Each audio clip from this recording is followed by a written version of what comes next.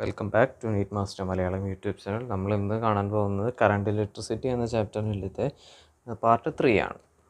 അത് നമ്മുടെ ഫസ്റ്റ് ടോപ്പിക്കാണ് ഇലക്ട്രിക് എനർജി ആൻഡ് പവർ എന്ന് പറയുന്നത്.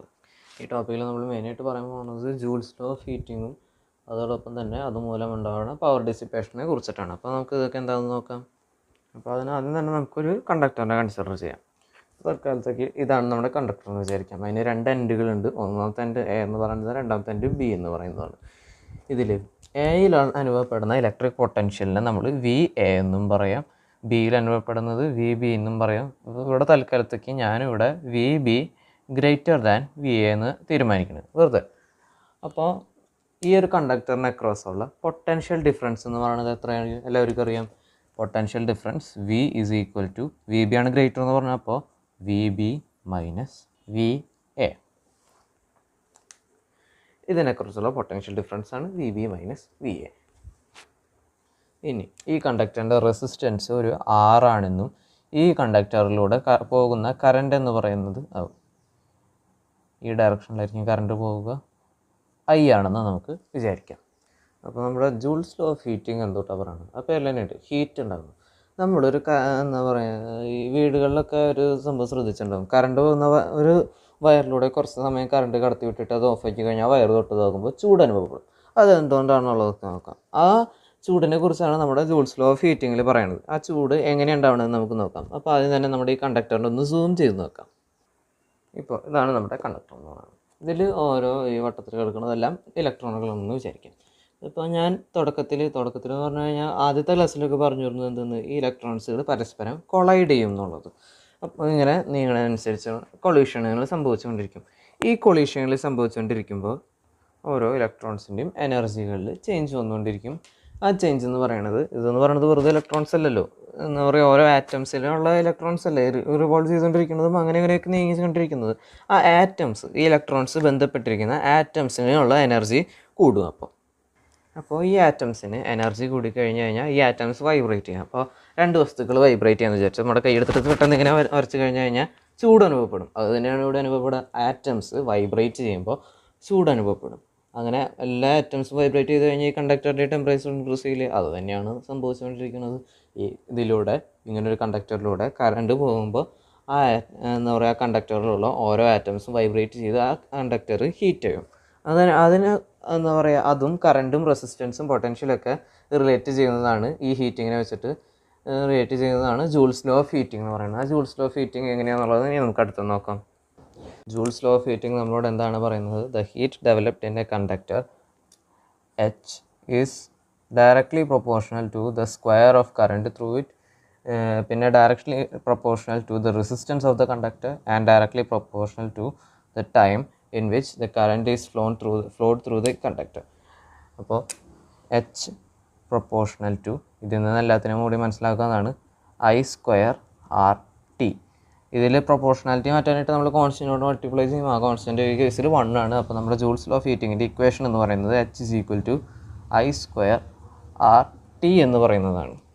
ഇത് ഓർത്തിരിക്കേണ്ട ഇക്വേഷനാണ്, അത്യാവശ്യത്തിന് പ്രധാനപ്പെട്ടത് തന്നെയാണ്. ഇതാണ് ജൂൾസ് ലോ ആയിട്ട് പറയാനായിട്ടുള്ളത്. പക്ഷേ ഇതിന് നമ്മൾ ഓംസ് ലോൻ്റെ ആപ്ലിക്കേഷൻ കൊടുക്കണം. എന്താണ് ഓംസ് ലോ എന്ന് പറയുന്നത്, V is equal to I R എന്ന് പറയുന്നത്. ഇതിൻ്റെ ഓരോ ആപ്ലിക്കേഷൻ വീതം കൊടുത്തു കഴിഞ്ഞാൽ നമുക്ക് എങ്ങനെയൊക്കെ കിട്ടും, ഐ സ്ക്വയർ ആർ ടി എന്ന് മാത്രമല്ല H is equal to V square T by R is equal to V I T എന്നിങ്ങനെയുള്ള റിലേഷനുകളെല്ലാം കിട്ടും. അപ്പോൾ ജൂൾസ് ലോ ഓഫ് ഹീറ്റിംഗ് മെയിനായിട്ട് ഐ സ്ക്വയർ ആർ ടി തന്നെയാണ് പഠിക്കാനായിട്ടുള്ളത്. പക്ഷേ ചില കേസുകളിൽ നമ്മൾ ഈ ഫോർമുലാസ് ഉപയോഗിക്കേണ്ടതായിട്ട് വരും. ഇതിനെയാണ് നമ്മുടെ ഹീറ്റ് എനർജി ഡിസിപ്പേറ്റഡ് ഹീറ്റ് എനർജിക്കുള്ള ഇക്വേഷൻ എന്ന് പറയുന്നത്. ഇതിനെ തന്നെയാണ് എനർജി ഡിസിപ്പേറ്റഡ് എന്നും പറയുന്നത് ഒരു സർക്യൂട്ടിൽ. ഏതൊക്കെയാണ് equations, H is equal to I square R T is equal to V square T by R is equal to V I T.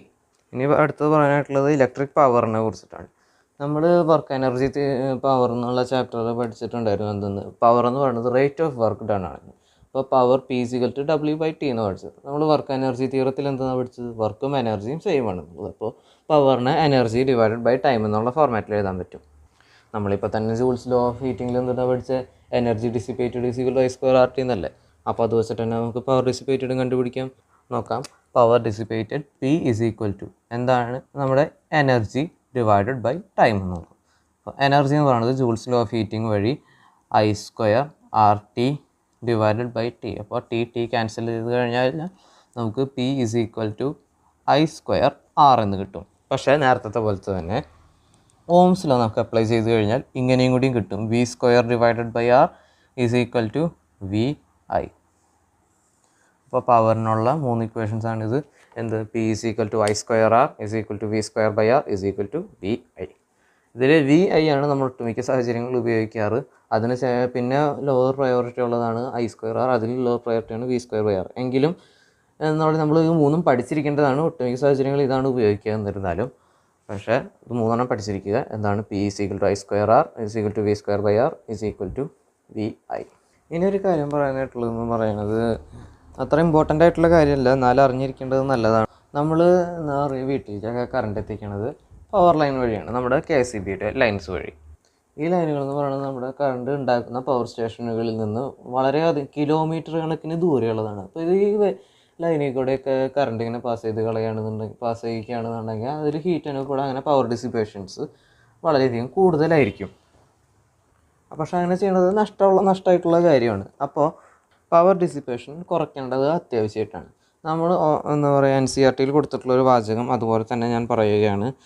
To drive a device of power P, the power wasted in the connecting wires is inversely proportional to V². എന്താണ് power dissipated എന്ന് പറയുന്നത്? ആ ലൈനുകളിലെ potential ഡിഫറൻസിന് inversely പ്രൊപ്പോർഷണലാണ്. അപ്പോൾ potential difference കൂടുന്തോറും power loss എന്ന് പറയുന്നത് കുറവായിരിക്കും. ഇതുകൊണ്ടാണ് നമ്മുടെ എന്താ പറയുക, ഈ ലൈനുകളിൽ കൂടെ പാസ് ചെയ്യുന്ന ഈ ലൈനുകളുടെ കറണ്ടിൻ്റെ പൊട്ടൻഷ്യൽ എന്ന് പറയുന്നത് 11,000 വോൾട്ട് എന്നൊക്കെ എഴുതി വച്ചിരിക്കുന്നത് കാണുന്നത്. ഈ പൊട്ടൻഷ്യൽ ഡിഫറൻസ് കൂടുന്നതിനനുസരിച്ച് പവർ ലോസ് കുറയും. അപ്പോൾ പവർ ലോസ് കുറയ്ക്കാൻ വേണ്ടിയിട്ടാണ് ഇങ്ങനെ പൊട്ടൻഷ്യൽ വളരെയധികം ഉയർത്തുന്നത്. പിന്നീട് അത് ട്രാൻസ്ഫോമേഴ്സ് വഴി നമുക്ക് ഹൗസ് ഹോൾഡ് യൂസിനുള്ള 230 വോൾട്ടിലേക്ക് കൺവേർട്ട് ചെയ്യുകയാണ് ചെയ്യുക. അപ്പോൾ എന്താ പറയുക, ഇതുപോലെ വളരെയധികം നീട്ടമുള്ള ലൈനുകളിലൂടെ കറണ്ട് കൊണ്ടുപോകുമ്പോൾ പവർ ലോസ് മിനിമൈസ് ചെയ്യാൻ വേണ്ടിയിട്ടാണ് വോൾട്ടേജ് വളരെയധികം ഇതുപോലെ ഉയർത്തുന്നത്. ഇനി പറയാനായിട്ടുള്ളത് കോമ്പിനേഷൻ ഓഫ് റെസിസ്റ്റേഴ്സ് എന്ന് പറയുന്നതാണ്. ഈ ചാപ്റ്ററിലത്തെ ഏറ്റവും ഇമ്പോർട്ടൻ്റ് ആയിട്ടുള്ള ടോപ്പിക്കുകൾ ഒന്നാണ് കോമ്പിനേഷൻ ഓഫ് റെസിസ്റ്റേഴ്സ് എന്നുള്ളത്. അപ്പോൾ അതൊക്കെ എന്താണെന്ന് നോക്കാം. 2 തരം കോമ്പിനേഷൻ അതിനാണ് ഉള്ളത് മെയിനായിട്ട്. അതാണ് സീരീസും പാരലൽ കോമ്പിനേഷനും. അപ്പോൾ ഇത് ഓരോന്ന് എന്താണെന്ന് നോക്കാം. ആദ്യം നമുക്ക് സീരീസ് കോമ്പിനേഷനിലത്തെ നോക്കാം. ഇതാണ് സീരീസ് കോമ്പിനേഷൻ എന്ന് പറയുന്നത്. ഒരു റെസിസ്റ്റേഴ്സിൻ്റെ ഒരു എൻഡ് മറ്റൊരു റെസിസ്റ്ററുടെ ഒരു എൻഡുമായിട്ട് നേരിട്ട് കണക്ട് ചെയ്തിരിക്കുന്നത്. 2 റെസിസ്റ്റേഴ്സും സീരീസ് ആയിട്ട് കണക്ട് ചെയ്തിരിക്കുന്നതാണ് പറയുന്നത്. 2 റെസിസ്റ്റേഴ്സ് അടക്കി വെച്ചിരിക്കുകയാണ് സീരീസ് കോമ്പിനേഷനിൽ. കണ്ടിന്യൂസ് ആയിട്ട് ഇങ്ങനെ പോയിക്കൊണ്ടിരിക്കുകയാണ്. ഒന്നുകൂടിയും ഒരു എക്സാമ്പിളിന് വേണ്ടിയിട്ട് 2 മാർക്കറുകളെ ഇങ്ങനെ തന്നെ കണക്ട് ചെയ്യുന്നു. ഇതിനെയാണ് സീരീസ് കോമ്പിനേഷൻ എന്ന് പറയാനായിട്ടുള്ളത്. ഇനി ഇതാണ് പാരലൽ കോമ്പിനേഷൻ എന്ന് പറയുന്നത്. ഓരോ എൻഡ്സ് തമ്മിൽ ജോയിൻ ചെയ്ത് വെച്ചിരിക്കുന്നതാണ് പാരലൽസ്. നമ്മുടെ ടൈറ്റാനിക്കിൽ ജാക്കും റോസ് നിൽക്കുന്നവർ തന്നെ കൈകൾ രണ്ടും തമ്മിൽ കോർത്ത് പിടിക്കുന്നതാണ് പാരലൽ എന്ന് പറയുന്നത്. അപ്പോൾ നിങ്ങളെ കാണിക്കാൻ വേണ്ടിയിട്ട് ഇത് സീരീസ് കോമ്പിനേഷൻ, ഇത് പാരലൽ കോമ്പിനേഷൻ. ഇനി ഒരു കാര്യം കൂടി പറയാനായിട്ടുള്ളതെന്ന് പറയുന്നത്, ചിലവർക്ക് ഇത് കൺഫ്യൂഷനാണ്. അതായത് ഇത് 2 റെസിസ്റ്റേഴ്സിന് മാത്രമുള്ളതല്ല കേട്ടോ. ഇതിങ്ങനെ എത്ര റെസിസ്റ്റേഴ്സ് വേണമെങ്കിലും വരാം, ഇൻഫിനിറ്റി വരെ പോകാം. ഇങ്ങനെ എന്താ പറയുക, ഇടയ്ക്ക് ഇങ്ങനെ വെച്ചിരിക്കുന്നത് അങ്ങനെ ഇൻഫിനിറ്റി വരെ വേണം. അതെല്ലാം സീരീസിലായിരിക്കും. ഇതുപോലെ തന്നെ 2 എണ്ണം അല്ല, 3 എണ്ണാവും 4 എണ്ണാവും, അങ്ങനെ ഇൻഫിനിറ്റി വരെയും പാരലായിട്ടും ഇരിക്കാൻ പറ്റും. അങ്ങനെ 2 എണ്ണം മാത്രമായിരിക്കില്ല, ചിലപ്പോൾ 2 എണ്ണം ആയിരിക്കാം. 2 എണ്ണം മാത്രമായിരുന്നാലും അതിലും കൂടുതലായാലും നമുക്കത് പറയാൻ പറ്റും. ഡിഫൈൻഡ് ആണെന്നുള്ളത് ഓർത്തിരിക്കേണ്ടതാണ്. ചിലവർക്ക് അത് കൺഫ്യൂഷനാവും. 3 എണ്ണം വെച്ച് കഴിഞ്ഞാൽ എന്താ ചെയ്യുന്നറിയില്ല. അപ്പോൾ അത് എന്താ പറയുക, ഓർത്തിരിക്കുക. 2 എണ്ണത്തിന് മാത്രമല്ല ഡിഫൈൻ ചെയ്തിരിക്കുന്നത്, എത്ര എണ്ണം വേണമെങ്കിലും ആവാം. ഇനി ഓരോ കോമ്പിനേഷൻസിലത്തെയും ഫോർമുല എങ്ങനെയാണെന്നുള്ളത് നോക്കാം. സീരീസ് കോമ്പിനേഷൻ ആണെന്നുണ്ടെങ്കിൽ effective R effective R1 + R2. ഇവിടെ ഇപ്പോൾ 2 എണ്ണമുള്ള കാരണം R1 + R2 നിർത്തുന്നു. ഇനി കുറേ എണ്ണം ഉണ്ടെന്നുണ്ടെങ്കിൽ R1 + R2 + R3 + R4 അങ്ങനെ ഇൻഫിനിറ്റി എത്ര എണ്ണം ഉണ്ടോ അതുവരെ ചെയ്യും. ഇവിടെ ആണെന്നുണ്ടെങ്കിൽ പാരലലാണെന്നുണ്ടെങ്കിൽ ഇത് ഒരു പ്രത്യേക രീതിയിലാണ് ഫോർമുല ചെയ്തിട്ടുള്ളത്. 1/R effective = 1/R1 + 1/R2 അങ്ങനെ പോയിക്കൊണ്ടിരിക്കും. ഇവിടെ ഇപ്പോൾ 2 എണ്ണമുള്ളതുകൊണ്ട് 1/R1 + 1/R2 എന്ന് മാത്രം എഴുതുന്നു. പിന്നെ ഓർത്തിരിക്കേണ്ട ഒരു സ്പെഷ്യൽ ഫോർമുല എന്ന് പറയുന്നത്, ഈ R1 R2 ആയിട്ടല്ല എല്ലാം സെയിം വാല്യൂ ആണ്. ഇപ്പോൾ ഒരു 6 ആണെന്ന് വിചാരിച്ചോ, ഇതിങ്ങനെ 6 ആണെന്നുണ്ടെങ്കിൽ R effective is equal to സീരീസിൻ്റെ കേസിൽ n ഇൻറ്റു R എന്നായിരിക്കും. ഇവിടെ പാരലലിൻ്റെ കേസിലാണെന്നുണ്ടെങ്കിൽ R effective നേരിട്ട് ഇങ്ങനെ തന്നെ എഴുതാം, ഈക്വൽ ടു R/n ആയിരിക്കും. ഇത് എല്ലാം ഒരേ വാല്യൂ ഉള്ള റെസിസ്റ്റൻസ് ആണെങ്കിലാണ് ഈ ഫോർമുല നമുക്ക് ഉപയോഗിക്കാൻ പറ്റുക. പിന്നെ ഇനി ഞാൻ പറയാൻ പോകുന്ന ഒരു സെൻറ്റൻസ് കൃത്യമായിട്ട് കേൾക്കേണ്ടതാണ്. നമ്മൾ ചെയ്ത് എങ്ങാനും തെറ്റിയോ ഇല്ലയോ എന്നുള്ളത് മനസ്സിലാക്കാനായിട്ടാണ്. സീരീസ് കോമ്പിനേഷൻ ആണെന്നുണ്ടെങ്കിൽ effective resistance is always greater than the greatest value of resistance. ഇവിടെ ഇപ്പോൾ R2 ഒരു 100 ഓം, ഇതൊരു 1 ഓം ഉള്ളതെന്ന് വിചാരിച്ചു.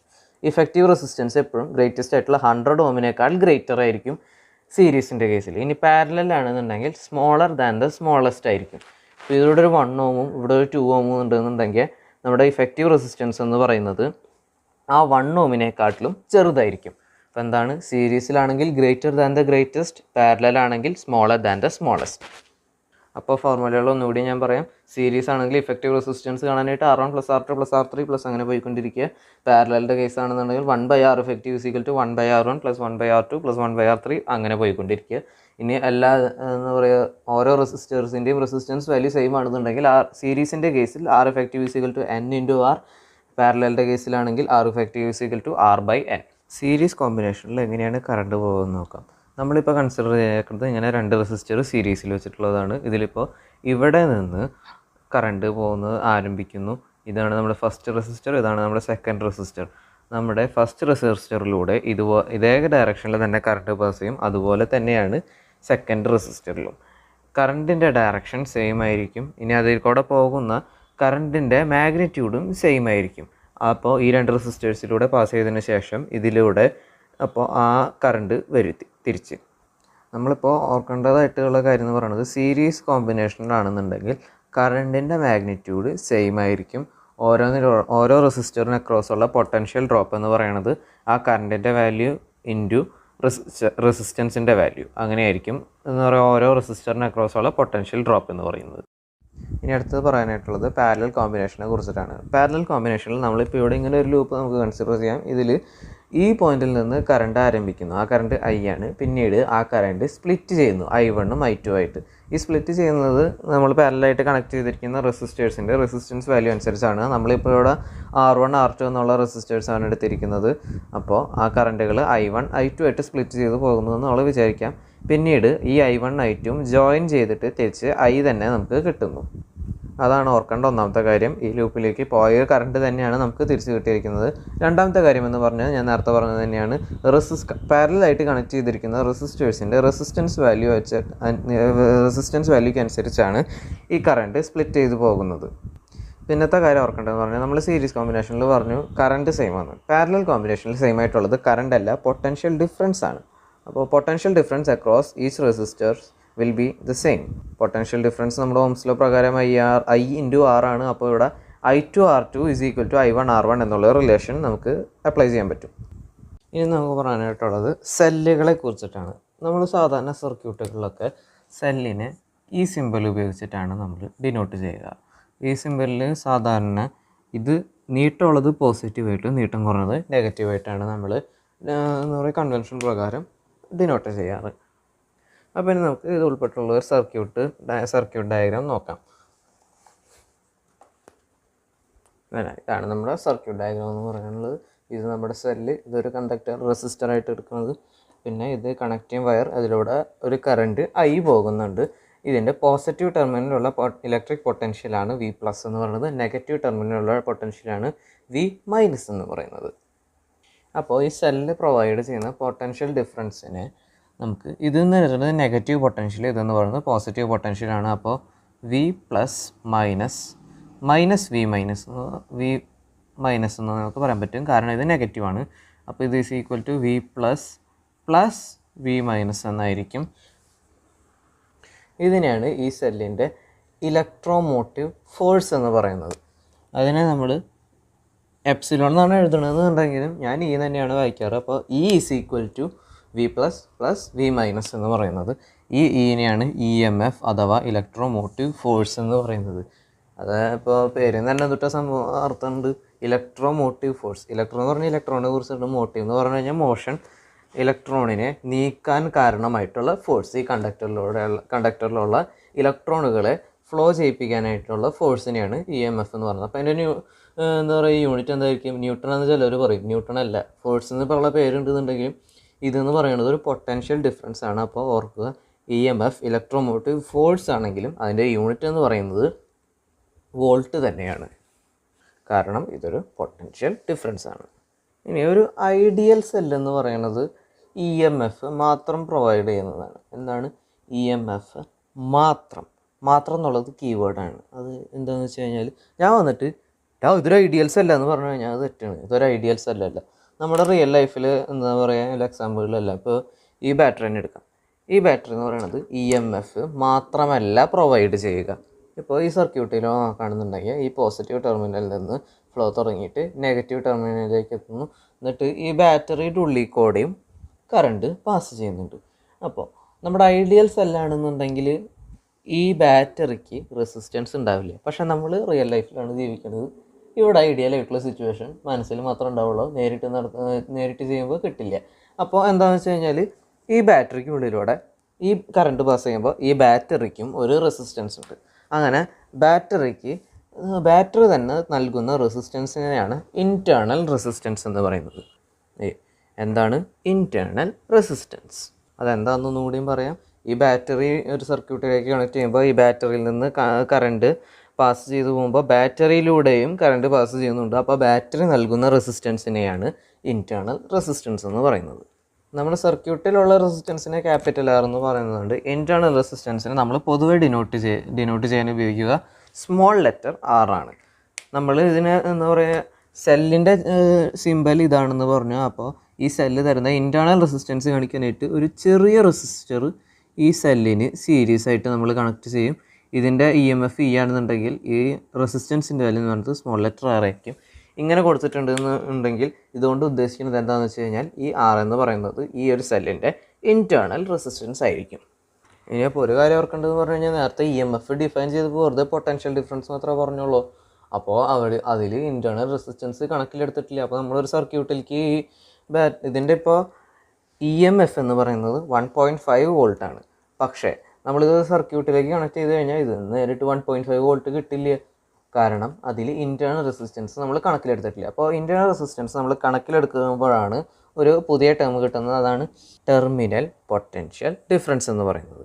അതിനെ നമ്മൾ ക്യാപിറ്റൽ ലെറ്റർ വി കൊണ്ട് ഡിനോട്ട് ചെയ്യുകയാണെങ്കിൽ V is equal to E, നമ്മുടെ ഇ എം എഫ്, മൈനസ് നമ്മുടെ സർക്യൂട്ടിലൂടെ പോകുന്ന എന്താ പറയുക, ഓംസിലെ പ്രകാരം V is equal to I R ആണല്ലോ. അപ്പോൾ ആ current times the internal resistance. ഇതാണ് നമ്മുടെ ടെർമിനൽ പൊട്ടൻഷ്യൽ ഡിഫറൻസ് എന്ന് പറയുന്നത്. എന്താണ്? ഇ എം എഫിൽ നിന്ന് ഈ ഇൻറ്റേർണൽ റെസിസ്റ്റൻസ് മൂലം നഷ്ടപ്പെട്ടു പോകുന്ന പൊട്ടൻഷ്യൽ മൈനസ് ചെയ്ത് കളയുക. ഇതാണ് ടെർമിനൽ പൊട്ടൻഷ്യൽ ഡിഫറൻസ് എന്ന് പറയുന്നത്. അപ്പോൾ ഈ ടെർമിനൽ പൊട്ടൻഷ്യൽ ഡിഫറൻസ് ആയിരിക്കും നമ്മളൊരു സർക്യൂട്ടിലേക്ക് എന്താ പറയുക സെല്ല് കണക്ട് ചെയ്ത് കഴിഞ്ഞാൽ ഈ ടെർമിനൽ പൊട്ടൻഷ്യൽ ഡിഫറൻസ് ആണ് ആ എന്താ പറയുക കണ്ടക്ടറിന് കിട്ടുന്നത്. ഇപ്പോൾ ഈ ഒരു സർക്യൂട്ട് നമുക്ക് കൺസിഡർ ചെയ്യാം. ഇതാണ് നമ്മുടെ സർക്യൂട്ട് എന്ന് പറയുന്നത്. ഇതിലൂടെയൊക്കെ പാസ് ചെയ്യുന്ന കറണ്ട് ഐ ആണ്. ഈ റെസിസ്റ്ററിൻ്റെ വാല്യൂ എന്ന് പറയുന്നത് ക്യാപിറ്റൽ ആർ ആണ്. ഈ സ്മോൾ ആർ എന്ന് പറയുന്നത് ഈ സെല്ലിൻ്റെ ഇൻറ്റേർണൽ റെസിസ്റ്റൻസ് ആണ്. ഈ ഇ എന്ന് പറയുന്നത് ഇതിൻ്റെ ഇ എം എഫ് ആണ്, ഇലക്ട്രോമോട്ടീവ് ഫോഴ്സ് ആണ്. അപ്പോൾ ഈ ആറിന് കിട്ടുന്ന പൊട്ടൻഷ്യൽ ഡിഫറൻസ് എന്ന് പറയുന്നത് ഈ ഇൻറ്റേർണൽ റെസിസ്റ്റൻസിലൂടെയും കൺസിഡർ ചെയ്താൽ മാത്രമാണ് കിട്ടുക. അപ്പോൾ നമുക്ക് ടെർമിനൽ പൊട്ടൻഷ്യൽ ഡിഫറൻസ് ആണ് ഇതിനെ ക്രോസ് ആയിട്ടുള്ള പൊട്ടൻഷ്യൽ എന്ന് പറയുന്നത്. ഇതിലൂടെ പാസ് ചെയ്യുന്ന കറണ്ട് എന്ന് പറയുന്നത് ക്യാപിറ്റൽ ഐ ആണ്. ഇതിൻ്റെ റെസിസ്റ്റൻസ് വാല്യൂ എന്ന് പറയുന്നത് ക്യാപിറ്റൽ ലെറ്റർ ആർ ആണ്. അപ്പോൾ നമ്മുടെ potential V is equal to E minus I R എന്ന് നമുക്ക് കിട്ടിയിട്ടുണ്ട്. ഇതിനെ നമുക്ക് capital I into R is equal to E minus I into small R എന്ന് പറയും. അപ്പോൾ ഇതിൽ നിന്ന് നമുക്ക് കറണ്ടിൻ്റെ വാല്യൂ നമുക്ക് കാൽക്കുലേറ്റ് ചെയ്യാൻ പറ്റും. എന്തെന്ന്? I is equal to E divided by R plus R എന്ന്. ഈ ഇക്വേഷനും ഒന്ന് അത്ര പ്രധാനപ്പെട്ടതല്ലെങ്കിലും ഓർത്തിരിക്കുന്നത് നല്ലതാണ്. പിന്നെ ഒരു കണ്ടീഷൻ കൂടി ഓർത്തിരിക്കേണ്ടതുണ്ട്. ഇതിപ്പോൾ ഇങ്ങനെ പറഞ്ഞില്ലേ, ഇനി ഒരു സർക്യൂട്ടിൽ ഈ കണ്ടീഷൻ വന്നു എന്ന് വിചാരിക്കുക. E is equal to E by small R. ഈ കണ്ടീഷൻ വെച്ച് കഴിഞ്ഞാൽ എന്താണ് ഉദ്ദേശിക്കുന്നത്?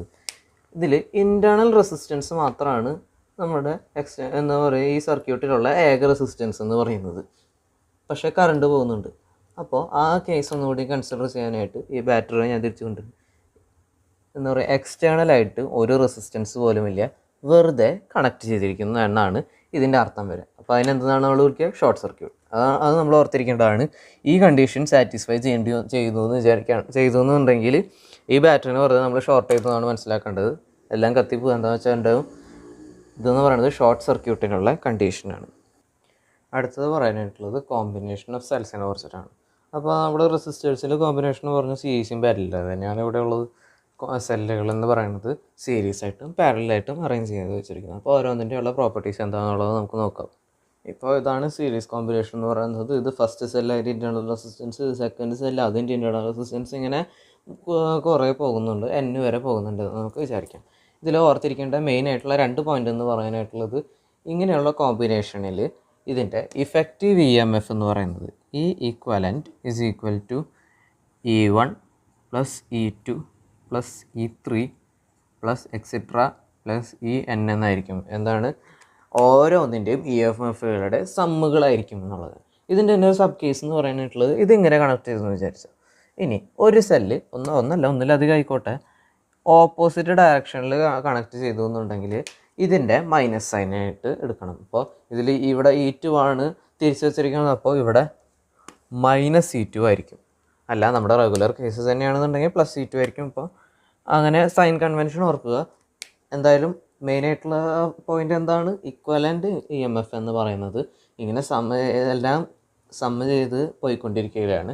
അതോടൊപ്പം തന്നെ ഇതുപോലെ തന്നെയാണ് ഇഫക്റ്റീവായിട്ടുള്ള ഇൻറ്റേർണൽ റെസിസ്റ്റൻസ് എന്ന് പറയുന്നതും ഇതുപോലെ തന്നെ ഓരോന്നിൻ്റെയും ഇൻറ്റേർണൽ റെസിസ്റ്റൻസ് ആഡ് ചെയ്ത് പോകുന്നത് തന്നെ പ്ലസ് RN. എന്താണ് ഈ ഇഫക്റ്റീവായിട്ടുള്ള EMF കിട്ടാനായിട്ട് ഓരോന്നിൻ്റെ EMF ആഡ് ചെയ്ത് പോയിക്കൊണ്ടിരിക്കുക. ഇഫക്റ്റീവായിട്ടുള്ള ഇൻറ്റേർണൽ റെസിസ്റ്റൻസ് കിട്ടാനായിട്ടും ഇൻറ്റേർണൽ റെസിസ്റ്റൻസ് ഇതുപോലെ തന്നെ ആഡ് ചെയ്ത് പോയിക്കൊണ്ടിരിക്കുക. ഇപ്പോൾ ഇതാണ് പാരലൽ കോമ്പിനേഷൻ എന്നുണ്ടെങ്കിൽ ഇതിൽ കുറച്ച് വ്യത്യാസമായിട്ടുള്ളതാണ്. ഇതിൻ്റെ എന്താ പറയുക, ഇതെല്ലാം നോക്കുമ്പോൾ ഇൻറ്റേർണൽ റെസിസ്റ്റൻസ് എല്ലാം റെസിസ്റ്റേഴ്സ് കണക്റ്റഡ് ഇൻ പാരലായിട്ട് നമുക്ക് കൺസിഡർ ചെയ്യാം. അപ്പോൾ നമ്മുടെ പാരലലത്തെ ഫോർമുല തന്നെ ഉപയോഗിക്കാം, 1/R ഇക്വലൻറ്റ്. ഈ R ഇക്വലൻറ്റ് എന്ന് പറയുന്നതാണ് നമ്മുടെ എഫക്റ്റീവായിട്ടുള്ള ഇൻറ്റേർണൽ റെസിസ്റ്റൻസ് എന്ന് പറയുന്നത്.